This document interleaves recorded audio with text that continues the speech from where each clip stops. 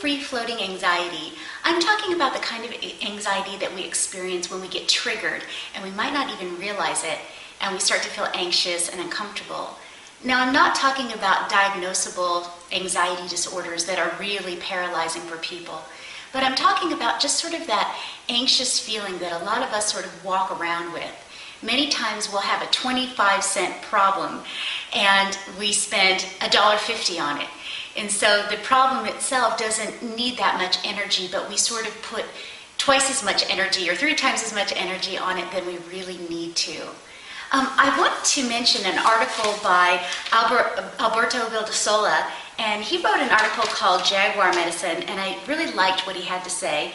Essentially, it's about resetting the fight or flight mechanism. And fight or flight really refers to the 2 states that we're in. We're in fight sometimes or flight in a response to feeling anxious. And he says, the danger is that our physiological responses to chronic stress is the same as during instances of danger. Our fight or flight hormones continue to wash through our system, and we soon have an oversupply of cortisol and adrenaline. And of course, a lot of times cortisol is that thing that keeps us overweight, so we want to think about that. Excess levels of cortisol break down tissue in virtually every corner of the body, accelerating the aging process. High cortisol levels weaken ligaments, muscle, blood vessels, and bone, and can cause elevated blood sugars and high blood pressure, eventually leading to easy bruising and thin, nearly transparent skin that we associate with the elderly. So certainly that's not what we want to make manifest in our life.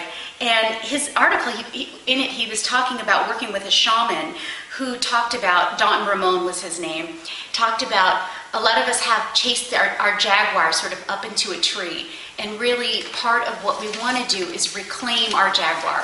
We want to go back and we want to reclaim that peaceful energy that is our inheritance.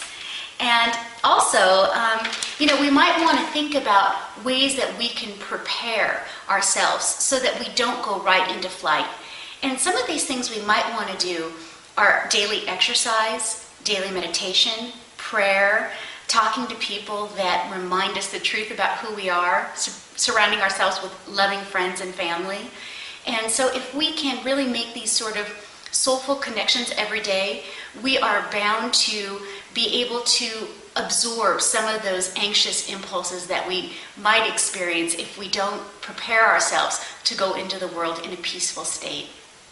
If you'd like to get in touch with me, you can reach me, Dr. Janine, at simplydivinesolutions.com. Thank you so much for joining me today.